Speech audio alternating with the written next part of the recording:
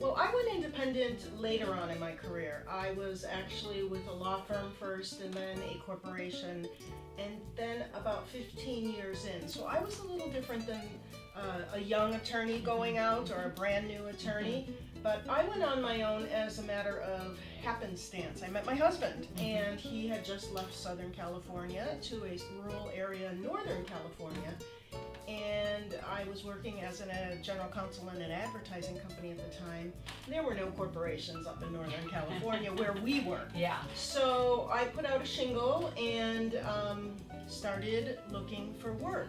Prior to that in my career, I was a litigator, business litigator in real property. I come from a real estate developer background, but an entrepreneur background, right? So as soon as I fell into the own practice business world, it felt very comfortable.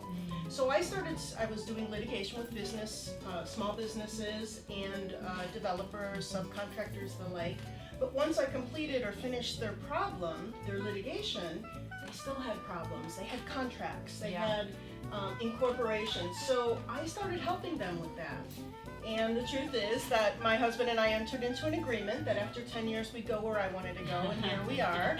So I ended up, exactly. Yeah. And I really enjoyed helping entrepreneurs and small businesses. So what I do now is I provide legal services for entrepreneurs. Women entrepreneurs is my passion. So that's really the focus of the business. I'll still do the litigation for them also, but it's mostly helping them from a business standpoint. Perfect. Awesome. What advice would you give to an attorney who's stepping out on their own for the first time? The advice I would give would depend upon how much practice, how long they've been in practice. If they're early in their practice, I would suggest they wait till they get a little more time under their belt, if they can. In particular, it's really for two reasons. It's a learning curve with respect to the substance, the law. You need to know your stuff. Sure. The other area is the contacts. You want to make sure you have enough contacts in the community in which you're going to be working so that you're not just out on your own. And contacts are great for a couple of reasons. One, to find mentors. You need mentors. If you don't have mentors, you will flounder and you might fail, quite frankly. The other reason is to have a community within which to do your work. Lawyers are just like every other professional. You need to have people to run things by, people to talk to. Yeah. So maybe go into a suite, or a place such as Hera, a co-working space, yes. Exactly, where there are other like-minded professionals that are willing to talk to you and work with you. How does somebody find that community or find that mentor? Well, they look for a place like Hera Hub. Yeah. They look at the local bar association, such as Lawyers Club. Yeah.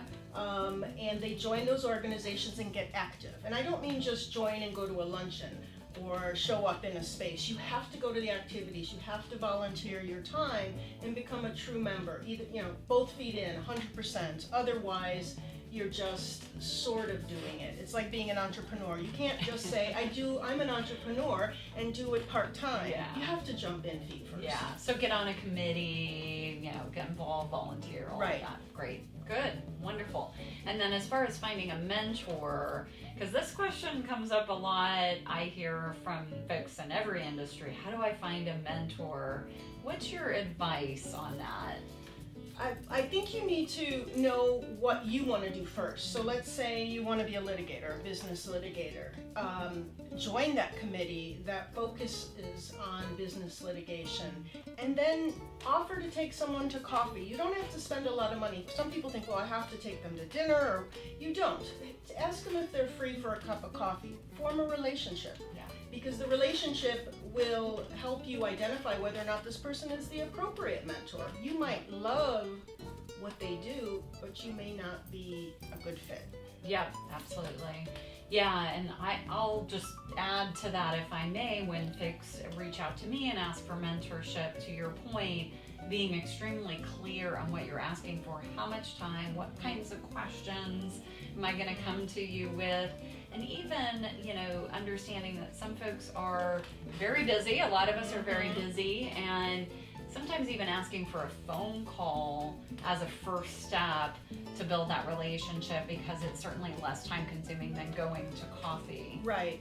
And the coffee would only come after you've actually met them. True. On more than one or two occasions. Maybe if you're on that committee exactly. together. You or see whatnot. each You're other right, a couple times, and Yeah. then I wouldn't just walk up to somebody Yeah. and say, "Hey, can we have coffee?" No. Can we Yeah. have coffee? Yeah. Of course, Because you yeah. won't even have an idea of whether or not it even is possibly a good fit Sure. until you've actually interacted a little bit with them. Sure, perfect. So, Renie, talk about maybe some of the pitfalls or challenges, maybe that you had even. I mean, you had some great experience as you stepped into your business, but I'm sure there were things like marketing and insurance and Well, those are two great examples.